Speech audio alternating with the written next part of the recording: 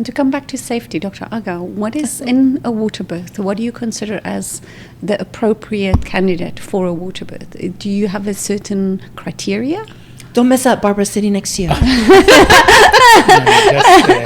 think she mentioned at some point. So we would like, at least at this moment, that what we call low risk pregnancies, that pregnancies with no significant conditions that can be threatening a mother's life or baby's life, to be there, so that we make sure that we can monitor.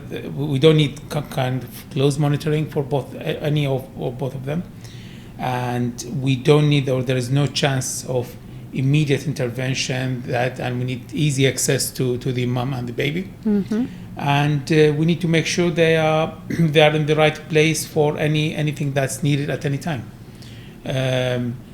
But I would say, because it's still relatively, it's a new introduction to the practice, people tend to be more kind of careful about it. And the more people they feel comfortable, confident, they will broaden the limits a little bit. And the more they find ways to deal with things, and they more feel confident with the results of different studies saying that it's still safe to allow that kind of pregnancy or that kind of person in water birth, then people will feel fine with it. Yeah.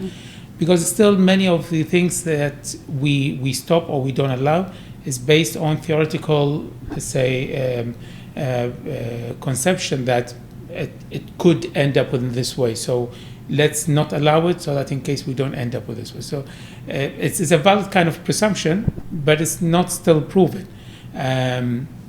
So with more time, with more practice, the more people are using it, the more becoming public. And again, back to the same point, with more demand from community and people, the service users, let's say, the more we see this is implemented and introduced, and then we can apply it more and more for people. And we find ways to deal with the things that we are worried about. Yeah.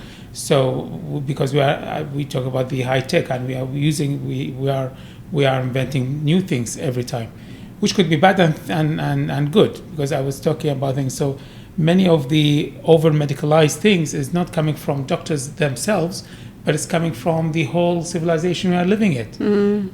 What's normal life anymore? We lost the normal life definition anymore. So is the mobile a normal thing now or not? Is it driving a car rather than walking is more normal or less? So the same thing, that every time we have a new bed coming out, new machine used for, it's more convenient, it's more secure, it gives us more security and better outcomes. Then we have to use them. Yeah. So the same, it can work both sides, or it can make things over medicalized, but at the same time can give us more confidence to allow things to happen. So I would say, if we leave it with time, with good intentions and a strong will, and keeping an eye on how things are developing, then we will see, let's say, more people are using the water bath. Yes. And doctor, do you still do the monitoring of mom and baby while you're in the water, or while mom is in the water? Can that still happen? So yes, of course. Yeah. So again, depends on the level of the risk. So we have mainly two types of monitoring. Either we call intermittent monitoring or continuous. So the intermittent, we can do it with a small Doppler machine. Okay. We can just use it under the water. That's fine. There's no issues with that. We use it every 15 minutes, 5 minutes, depends on the stage of labor. And we have the continuous monitoring, which is the CTG. And we have, even over the unit, we have the wireless machine that's just a probe attached to the tummy of the mother, and it transmits the signal somewhere else in the room. So it doesn't need a wire. The machine is not close to the mother. It allows the mother full mobility and freedom to be in water, walking, squatting, on the ball, anywhere. And that will make sure we are monitoring the baby all the time. So Bluetooth technology. Okay, yeah. And so it's been used for, I would say, the last 20 years. Okay. And it's becoming more popular as water birth advances into hospital situations. It's gotten smaller and smaller and smaller, and so and we would use continuous fetal monitoring for like a situation of a vaginal birth after a previous cesarean. We want to have continuous fetal monitoring. But if you have a normal pregnancy, let's say it's a third baby and she's had 2 vaginal births and everything's been fine, then we tend to use intermittent auscultation. And we know, I train doctors and midwives, what are you listening for? How long should you listen? What do you listen for? When do you stop using the water if a complication occurs? So the water itself has no complications. Yeah. But the complications come from misinterpreting things that are going on. So this is why I press, know what normal looks like. Know what it sounds like, what the baby's heartbeat sounds like. And so if you do that, the only complication is extra laundry. Lots of extra towels. Lots of extra towels. He's even had, I think, a woman who had 2 previous C-sections just delivering the water recently. And she had a reback after 2 C-sections in the water. And I think he's probably the only doctor in town that would allow that. Allow. Yeah, Because, encourage it. Encourage it. Support. Because he didn't encourage or what, he supported her process and her confidence. And he's the first one to say, if you come in confidently knowing what you want and you understand the risk behind it or the education behind it, 100% I will support you. I've seen it in a medical situation for up to 4 previous cesareans and then a vaginal birth in the water. In the water. Oh, wow. And it depends on this pregnancy. Is this pregnancy normal? So I don't do high risk and low risk. I do This complexities. If there's more than 3 complexities, then maybe you make the decision to labor in water but not give birth in water. It's guided by your intuition as well. You know? What would you consider as a complexity? A complexity Yeah. would be, one complexity would be age. Okay. Let's say the woman's 45, having her first baby. Okay. That's a complexity. Okay. Let's say that maybe she has borderline high blood pressure. That's complexity number 2. Okay. And let's say that 45-year-old has gestational diabetes. Okay. Yeah. That's complexity number 3. By the time you get 3 complexities, then it would be traditionally called high risk. Okay. And many doctors will call a woman who's 45 having her first baby completely high risk Yeah. for no reason, just because of her age. And I worked in China for many, many years, going back and forth to teach there. And if you're under 18 or over 35, it's an automatic cesarean. Really? Yeah. Oh, wow. And if your baby is larger than 3.5 kgs, automatic cesarean. And this is estimated fetal weight. And so we have to look at what's the consequence behind the fear of the consequence behind the action. Yes. So if you've had a previous postpartum hemorrhage, are you now, that's one complexity. Are you now going to limit her for having a vaginal birth because of one previous postpartum? Are you going to limit her to have all cesareans from a first cesarean? Yes. Vaginal birth after cesarean is a controversial topic. And I remember a doctor who called me to inquire about water birth, but then we had long discussions, and she said her hospital would not allow her to tell her clients the truth, that vaginal birth after cesarean was just as safe, if not safer, for her health and the baby's health than a second cesarean birth. And she was so frustrated that she actually quit practice in the hospital and started attending home births with a group of midwives, because she said, I can't look at the literature and realize that it's safe, and then lie to the consumer and tell them that it's dangerous, because it's not. Yeah.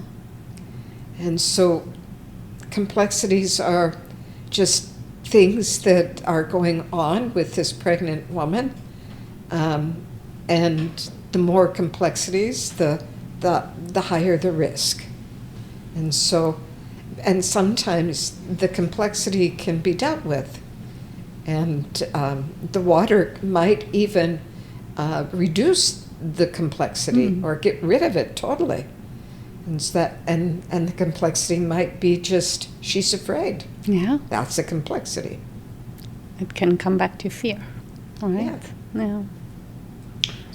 So complexities or risk factors or whatever, ideally, or most of the times, they are not translated into immediate actions. Okay. Complexity means you need to be alert to something. Exactly. You may anticipate something. Okay. So you just need to be watching for something.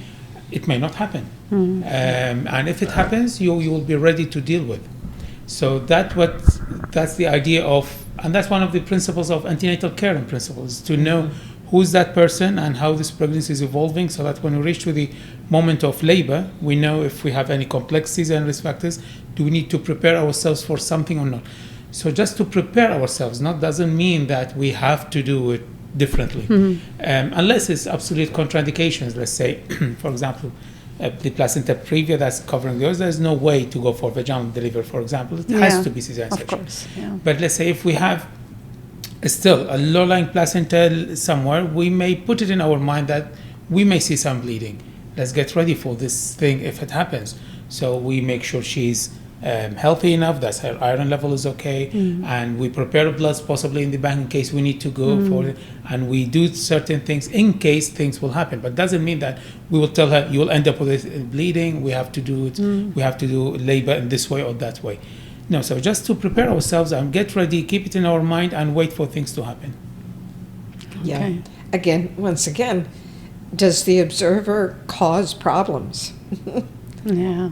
If you, many doctors will see those complexities and thought, well, I don't want to wait for something to happen, so let's just go for a cesarean birth. I did have a doctor in Egypt tell me in person, I would rather sleep at night, so I do 5 cesareans in the morning, and before my office hours, then I get to see everybody in my office, and then I leave the office, I go back to the hospital, and I do 5 cesareans in the evening. Oh. And that way I never have to come to the hospital in the middle of the night. And it's out of convenience. Yeah. So, and we see that. And if you look at the cesarean birth rate, in Egypt, it's over 80%. Sure. And so, to me, that's egregious. It's just, if you don't want to get up in the middle of the night, you shouldn't be an OB. Do you need to get up in the middle of the night? Well, Or be a midwife or a doula, all right? Yeah, exactly. Like I said, it's not easy to be great. No, they do say that losing sleep cuts your life short. You're still here, Barbara.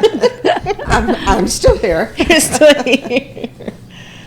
Oh, my goodness. So, your book, Barbara, Gentle Birth Choices. Am I correct to say the most important thing that you cover is water births? No, or not? there's only one chapter on water birth. Okay. It's navigating birth. If you look at the chapter headings, it talks about hospital, your relationship with your care provider, whether that's a doctor or a midwife. When I wrote this 20 years ago, it was at the beginning of women taking the responsibility for making those decisions. And that's why I put choices in there. Okay. You have a choice where you give birth, how you give birth, and who's going to be with you. Yeah. And so there's even in the back of the book questions to ask a provider to see if you're the right one. And some of those questions are, what is your cesarean birth rate?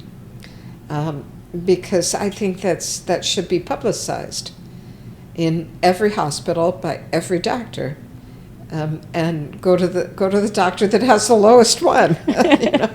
But there's other questions to ask as well, and I think Dr. Agha put that very well. That you look at this woman along with all of her complexities, and you know what to anticipate, but you're not afraid of it. It's just, that's what it is. It's kind of like raising children. You know everything. You know what to anticipate, but you're not going to put it on them that this is an abnormal situation until it's an abnormal situation. And then you're going to do what's medically called for to protect mother and baby at the highest level. It's our job to protect mother and baby. And sometimes I remember crying when I had to transport a woman from home to hospital because her blood pressure got too high. I'm sorry, but we have to go. And she can refuse to be transported, but then I just have to put that in the notes. But I can refuse to continue care because on my watch, I also am guided by strict protocols. Like, I can't care for a woman after 42 weeks of pregnancy because of things that might be going on with the baby as well. And so we have to look at, and I put all of those things, and the psychological, the chapter on water birth, it illustrates different doctors from around the world. And it's incredible because last week I got a call from a doctor who was originally from Vladivostok, Russia. And she came to visit me. We spent a day together with her partner and 2 grandchildren. They came to my house. We had lunch, and we went to a science center. It was so fun. And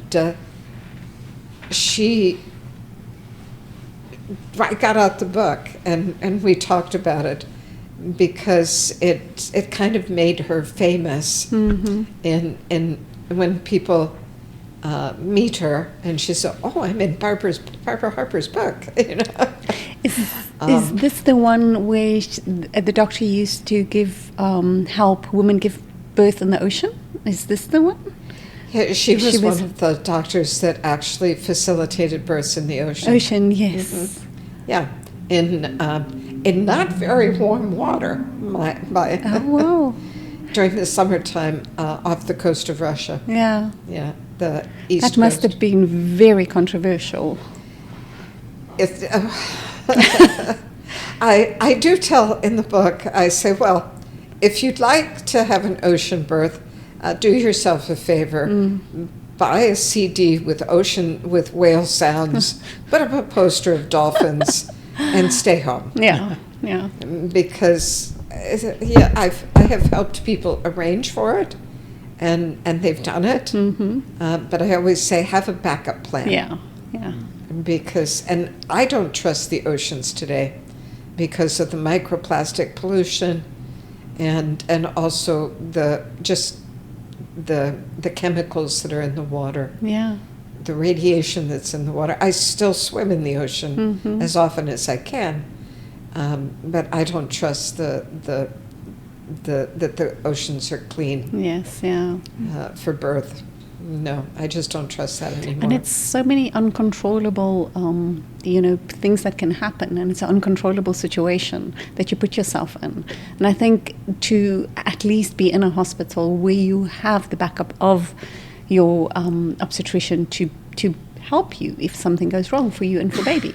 Well, at home or in a birth center, we're trained to recognize, we know what normal looks like. Yeah, yeah. And just like I said, I have protocols that I would follow and would transport to a higher level of care. And it's the same way in the hospital. So staying at home in a country where home birth is regulated, and sanctioned that it's fine, all the Northern European countries and in the U.S., home birth is recognized. In Canada, it's recognized and regulated. The same midwives that would work in a hospital can work in birth centers or at home. Okay. And women get to decide whether they stay at home or go into a hospital. And so you practice intuitively and working with the protocols and your scope of practice. Doulas do the same thing. There's a scope of practice that is limited to this area. There's a scope of practice for midwives. There's a scope of practice for physicians. And I think more women just need to ask for it. Yeah. I know we're running out of time, but before we go, I wanted to talk about when I met Barbara Harper. Tell us. When did you meet? I don't remember the year, but I remember personally, I was in a shitty situation. The family was going through a lot of struggles. I remember I was like, I think we didn't even have running power or water. It was just a shit. And I heard Barbara's coming to Dubai, and I'm just like, I lived in Alain at this point, and I'm just like, fuck, I need to get out of bed. I need to go meet this woman. It doesn't matter. I don't think I had showered. I looked horrid. I don't broken. Remember. I don't remember. This is a true story. This is the first time I met Barbara Harper. I looked like shit. I felt like shit. I walked in, and Barbara, for some reason, from across the hallway, she spotted me, and she walked up to me. She goes, "Can I get a hug from you?" And I was like, okay. And she just kind of like melted, and I was hugging her, and it was a long ass hug. And in that moment, something inside me shifted. I was like, doesn't matter how broken you feel, like it just, connection sometimes is all you need. And it was such a huge moment and a huge lesson for me. I mean, she's taught me other things besides that after. Like somebody said, "Hey Barbara, how can we get you?" She's like, "Money." So that was always, time for money is value, Of like course, yeah. She's taught me a few things, but that moment of connection was so huge. Doesn't matter how little you think you have left in you, you always have something more to give, even if it's just that hug, that presence, that moment. So I wanted to bring that up because I know at a previous episode I talked about what he's brought for me, which is that healing of that doctor wound where you just, like to be able to allow somebody and trust someone. So because I trust the man 100% and the doctor behind it. And it's just like, he's healed that, but I wanted to bring up what you brought for me, which was that connection and that reminder of when you feel like you have zero, there's always something more you can give, which is super great. I receive emails every day thanking me from pregnant women, from doctors, a lot of doctors. Like, I felt like my brain was scrambled, and now I see. I do call it the magical mystery birth revolution. That we just really need to appreciate that the way we birth our babies influences how we live as an individual and as societies. That what importance we put on birth is undeniably linked to the success of a society. And so the more compassionate we can be, the better the society is as a whole. And so it's do little things that make differences. You don't have to put water birth in every single hospital, but Faqih University Hospital put 8 tubs in. And I use them always as an example. Go to Dubai, you can see this. The first hospital was Al Zahar Hospital. That's where I met you, Al Zahar. Yeah. Al Zahar.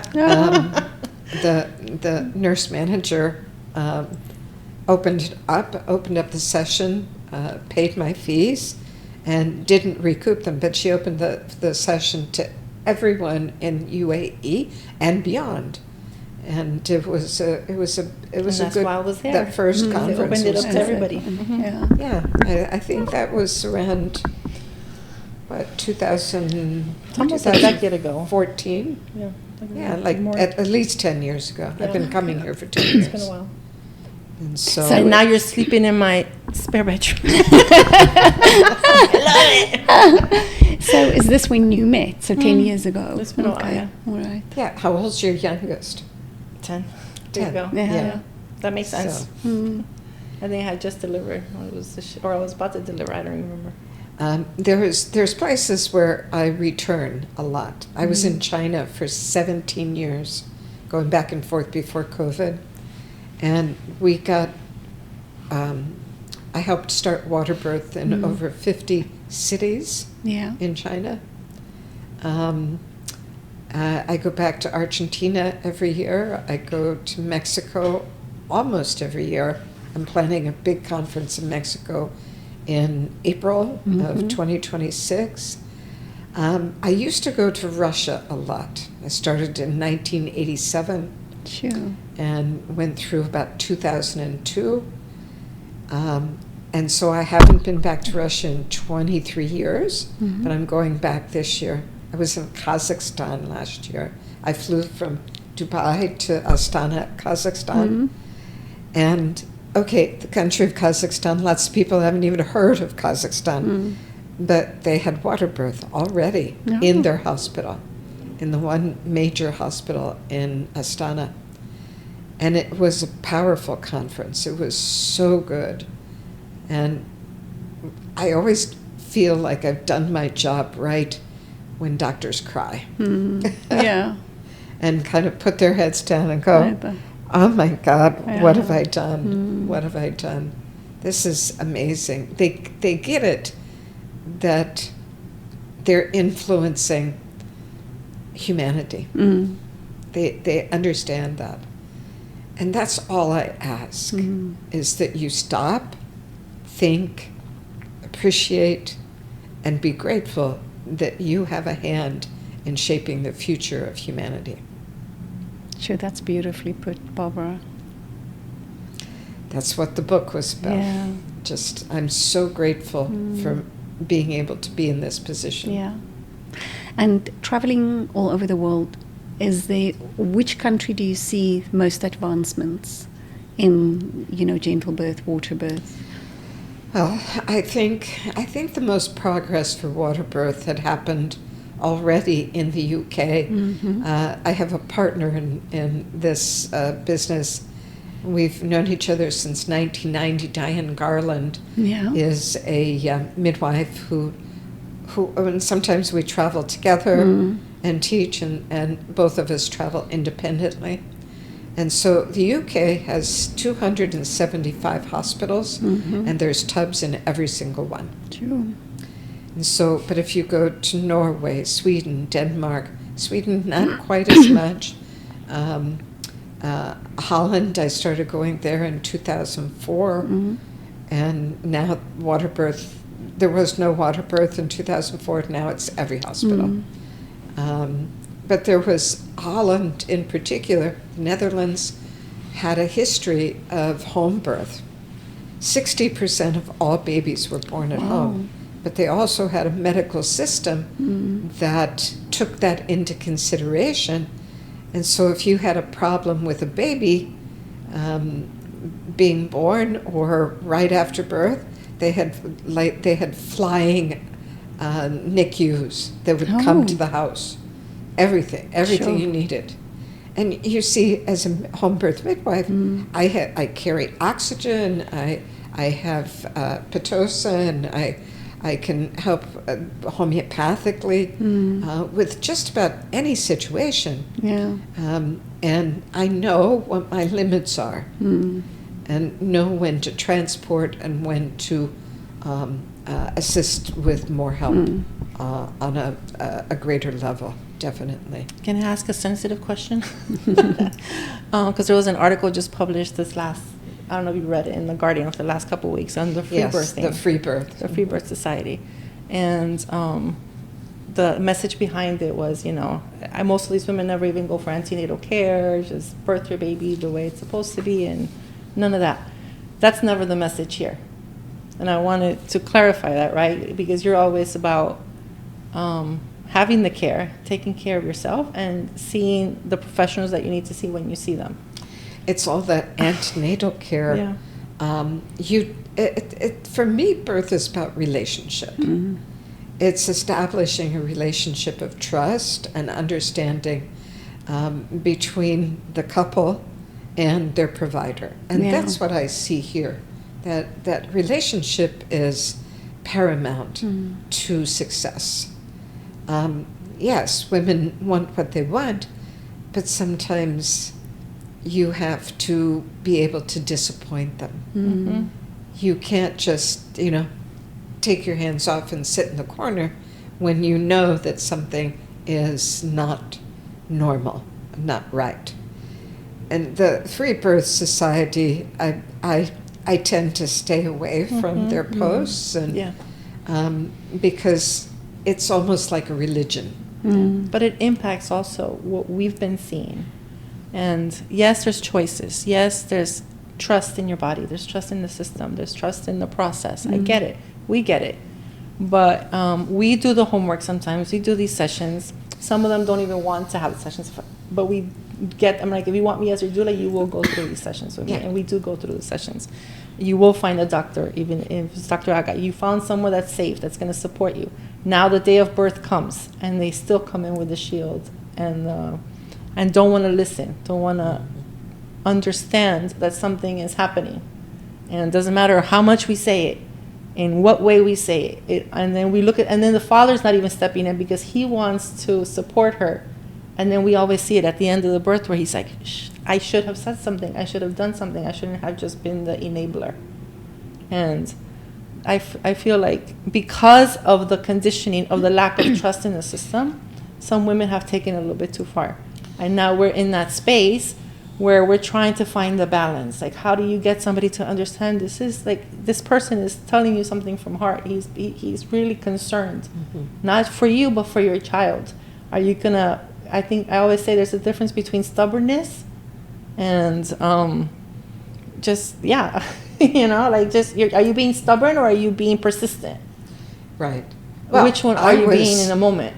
I mean, I had a doctor during my pregnancy with my second baby.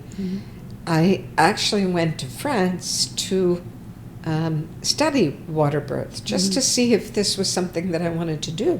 Nobody was doing it in 1984 in the U.S. There were maybe, I could count on one hand, the people that had a waterbirth.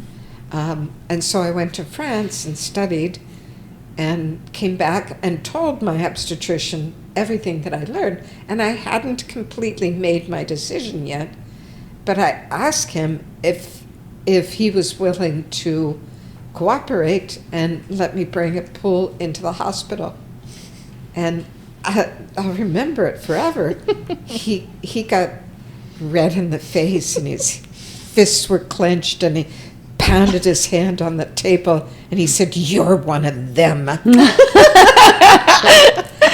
A woman who's willing to leave their baby behind just to have pleasure.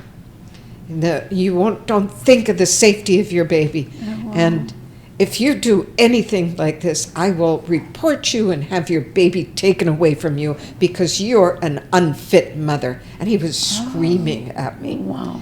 And I thought, if there's that much reaction, it must be pretty good. Yeah. She's like, let's do it. I like the way you think. To change stuff. Just 1 minute, just take the vacuum. Barbara, your reaction, when you heard the doctor, had this severe response to what you asked him, why didn't that hold you back? Why did that fuel you? I'm stubborn. You were persistent, Barbara, not stubborn. Yes, I'm persistent. I had already made up my mind. Okay. After being in the hospital in Pithiviers, France, where Dr. Michel Audin worked, in the antenatal clinic, there was an entire wall of photographs that were taped to the wall of women giving birth in water, holding their babies in water after the immediate postpartum. And as I looked at that, I was weeping, and I had done research. There wasn't one single article that was available in the library about birth in water. But they found the librarian pulled everything and put out requests. This was a medical library. And she found one article that was published in 1805 in a French medical journal. And then Dr. Michel Audin published his in 1983 about the first 100 water births.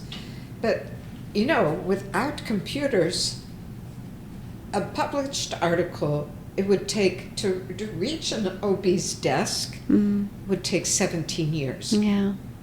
If you weren't looking for it, if you weren't going to the library and pulling the cards, you wouldn't be able to find it. Nothing. It would be 17 to 20 years before it would be in medical school. So when he threatened to have me arrested, I thought, wow, this is, after what I saw, it just was an inappropriate response. Yeah. And I went home and put everything together and had a beautiful water birth in my bedroom with a midwife. And I turned to that midwife within 10 minutes after birth, and I said, oh my God, this was so easy. I have to tell every woman on the planet. Yeah. And I haven't stopped talking since that night. And I've seen that reaction so many times where this one particular, you met her at one of these last sessions at Faki with the moms.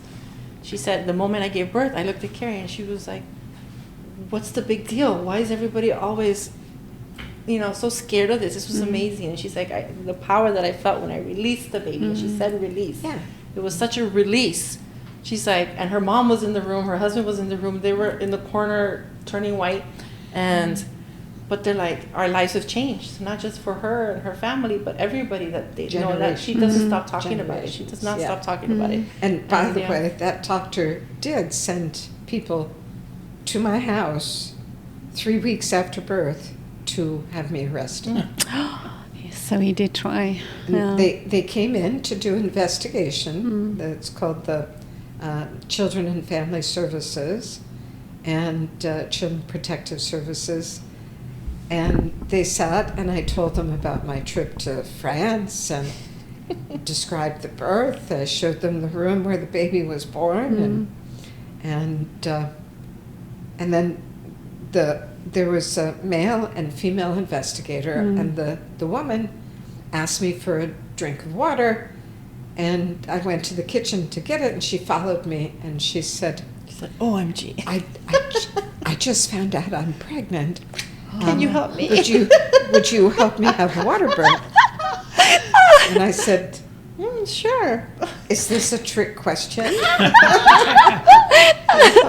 And I said, as soon as this case is dropped, all the charges are gone, come back to me and we'll sit and have a discussion. She ended up having a water birth. Oh, wow. Yeah. So in the beginning, I don't know if you know about my Instagram account, but I have two. One for the business, which is waterbirth INT. Yeah. And then my personal is the Barbara Harper. Thank you to my daughter who made the accounts for me. I had no choice. And my team in my office just posted a 31-year-old appearance that I did on television, national television, talking about water birth. And so you can see that clip on my Instagram accounts. Yeah, I will definitely go and have a look at that. Yes, I look at that, and I'm still saying the same things 31 years later. But I was so young. I was in my 30s, and it was amazing. Yeah. It was absolutely amazing. But you're still young, Barbara. You're still young? You're still young. Because you're still young. Oh. Can't hear her saying. But it's not just water birth. When I birthed my, what baby was this? Number 4. I was birthing baby number 4. And I lied, it was number 3. 3 or 4. It was 3. I was laughing. I was making jokes even as I was birthing the baby. And that's just how I cope. You know, I'm just funny, I guess, sometimes. And I remember the next morning, the doctor walked in, and he was a pediatrician that I already knew because I had seen him before. He goes, "Oh my gosh, it's you. I need to stop it immediately. They have called child services on you to make sure that they do any possible drug test." And they were going to take. Laughing. Yes, they had started to physically remove the baby from me until the investigation was finalized to make sure that I wasn't somebody that was intoxicated with drugs, or because I was just not a normal person at birth. And I was just like, okay. And then he's like, but he knew who I was. He's like, this is a responsible mother. I've seen her often. Let's stop the process, because this was something that they were going to do. Take away my children until they figured out if I was capable of taking care of them. Wow. Just because I was laughing at a childbirth. So was this a home birth? No, it was at a hospital. It was the hospital staff. Oh. Well, there's a whole medical kidnapping thing. We're not going to get into that. It's a whole other conversation. No. In the U.S. especially. No, but that's a whole 3-hour conversation that we're not going to get into now. But that's essentially what was happening. So the next book that I'm actually working on is called The Comprehensive Guide to Water Birth. Okay. The subtitle is 40 Years of Clinical Practice and Research Evidence. So it's everything that anyone would want to know. And it's a specialized book, but my seminars, as we started to talk about earlier, they don't just teach water birth. Yeah. I think the pool was given to us as a gift so that we could see what normal birth looked like. Yeah. That we could see what non-intervention looked like. And it has remained a huge gift. And that's why I have more invitations than I can handle in 1 year. And in 2019, I was in 19 countries. Wow. In 1 year. I flew 145,000 air miles in 1 year. And I don't want to put my body through that anymore. Yeah. Because and then COVID happened, and I went back to work in a birth center and attended over a 4-year period about 150 births again. And it was good. It was really good to be the person to educate and then be at the birth and then see them postpartum. And those moms call me all the time. And lives get changed. Yeah. Definitely. Providers' lives get changed, and family lives get changed. And it's good. So the book after this one, after The Comprehensive Guide to Water Birth, everybody's been asking me for a book about my travels and stories and the places where birth has changed. So some of that will be in the comprehensive guide, because I've asked people to, in different countries, to write their contributions of how water birth changed their practice. So you'll be up for it.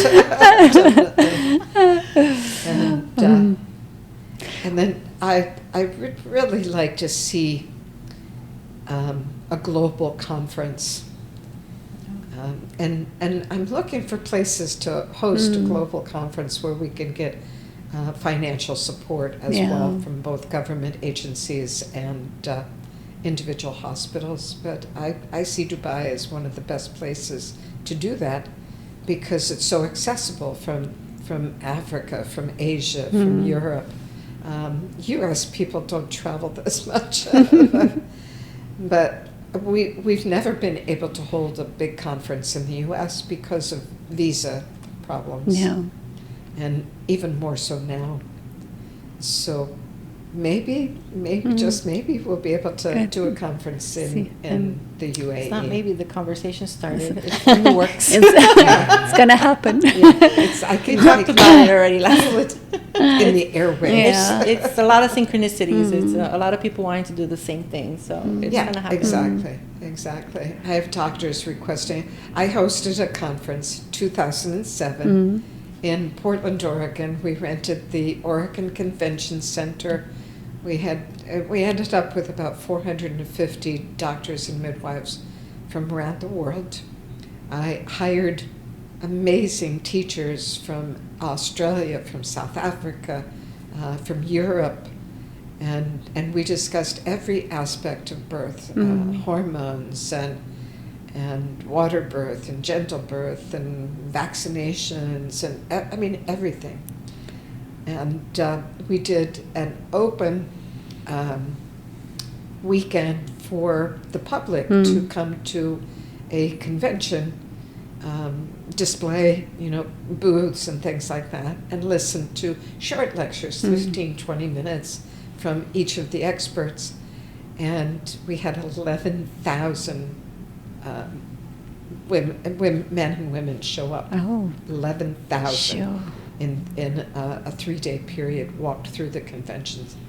And that just shows you the need for this. One of the doctors that I worked with in Portland, Oregon, Dr. Duncan Nielsen, was a perinatologist for a big hospital system. They had 11 hospitals. And there was an investigation over a baby that had died after a water birth. But the case was that the baby was born very gently, but never took its first breath. Yeah. Just didn't breathe. And was resuscitated, was transported, bagged and masked, put on a ventilator. And they had a perinatal, we called it a perinatal review, after the child was taken off the ventilator. And it was about a month later, and the pediatric neurologist said, well, the evidence from the brain scan was that the baby had had a stroke in utero, and the respiratory center was destroyed. Yeah. And it never would have breathed in hospital, home, no matter where it was. And he made this testimony. He said it was a really good thing that the mother labored and gave birth in water, because if she hadn't had such a gentle birth experience, the baby probably would have died sooner in utero, and it would have been a stillbirth. Yeah. And the head of perinatology, Duncan Nielsen, stood up and said, we should be offering water birth in the hospital, because we don't, women have to seek it outside of the hospital. So let's make an effort to integrate it in all 11 of our hospitals. And he was true to his word and did that. And to this day, you go to any of those hospitals in Portland, Oregon, or Southern Washington State, and they're still offering water births there. Sure. So it was such a revealing experience. And he said, on your way out of the hospital, I want you to look at the sign at the entrance of the hospital. It was a big sign that was a plaque, and it said, the purpose of this hospital is to serve the public. Let's give the public what they want. Otherwise, we're not serving them. And if more hospital directors 100% had that, then water birth would be everywhere. Everywhere. It's not going to happen in my lifetime, but maybe yours.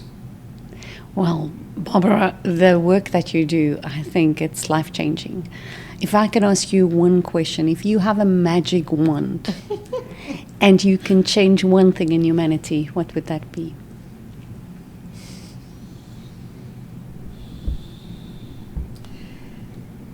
I would have to say continuous attachment of mother and baby. No matter how the birth was done, whether it's cesarean, water birth, bed birth, toilet birth, floor birth, squatting, upright. But baby goes to the sanctuary and stays there. Yeah. I've got tears in my eyes. Absolutely. I think, as we all parents and as a mother, I think that is what we wish for, right? And to be able to have that connection. But as you said, rightfully so, it starts from birth. Babies are built to connect. Their brain is wired for connection. And if it doesn't happen, something's wrong. Yeah. So let's make it happen. Yeah. Well, thank you very much. They need it as much as their breast milk in there. Yeah. Everything, they need that connection. Yeah. Thank you for this opportunity. No, thank you so much for being here. It's really an honor to have you. And hopefully we can work on the amazing conference that needs to come and develop. Maybe so. So you've got your first sponsor. Yeah, let's make it happen. Yeah. The magical mystery It's birth revolution. Exactly. Yeah. And I think it's a bigger message. It's not only about water birth. I think it's absolutely, talking to you now, I fully understand. Before that time, I don't think I understood. It's a bigger message. It's actually a message for humanity, not only for the pregnant mom and birth.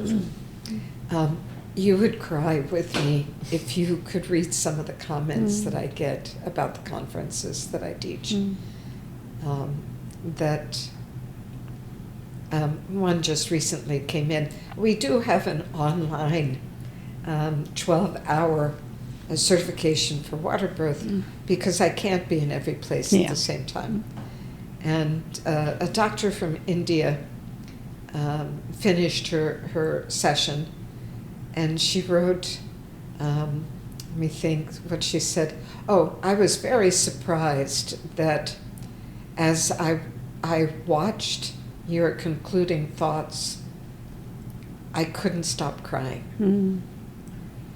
And no one has ever asked me to look at my hands and see them, that these hands are miracle makers. That how I treat the women in my practice can change their lives. Yeah. No one's ever said that to me. Thank you so much for everything that I learned, and I am dedicated to knowing more all the time. And so I sat there and read it, on my phone, and I'm like, I can imagine. And it's that's what keeps me working. That's what keeps me getting on planes for 22 hours and coming to hospitals. So this week is hospital in Ajman. Oh, okay. Yeah, Thumbee University Hospital. Yeah. And I feel just very privileged to have been invited, and of course Carrie insisted on it. So, and this was part of the program for this week. Yeah. So well, thank you very, very much. This was the first stop on her This is itinerary. it. Can you tell I'm tired? Actually not. That's good. Dr. Agha, thank you so much for being here. And if I can ask you the same question, if you have one magic wand to change, it doesn't have to be in what you do on a daily basis. What would you change in humanity? Well, there's lots of changes, more than one.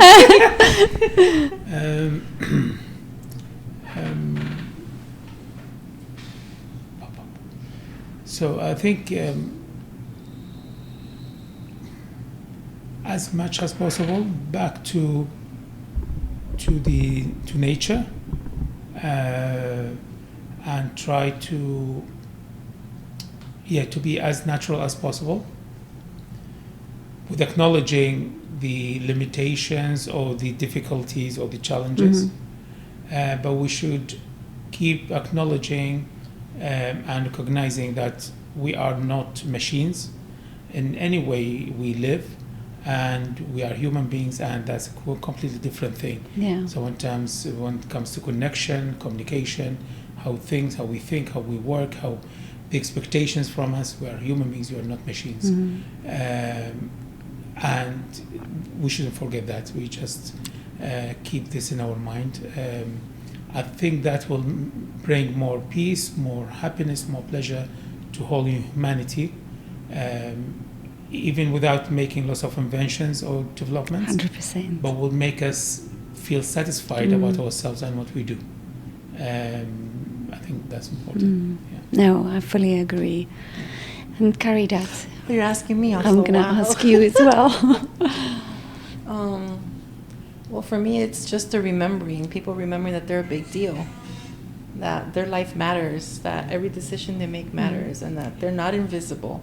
Because I see that so many times where, let's say in the birth world, the medical staff just feels so invisible, like they don't matter. They don't realize that, of course they do. They can impact so much. And then the woman, by realizing that she matters, she makes every decision walking in. I walk into space, I'm noticed because I matter, and I feel like I matter, and I want everybody to have that same feeling, because everybody should walk in and we're like, wow, we're here. We all matter on such a big, I don't know, on a big level. And I think together, because if we take ourselves seriously and we take our lives seriously, we're going to make all these changes together. And I think that's one. Yeah. Beautiful. And I want to thank you, Caridad, Barbara, and Dr. Agha, because I think the synergy that you see here, the way to move forward in future is to have these discussions and to get the message out there, Barbara, what you've actually, your whole life, this is what you're about. And so thank you very much. And I hope we can continue this at some point. Thank you. Super. Thank you. Thank you. Thanks.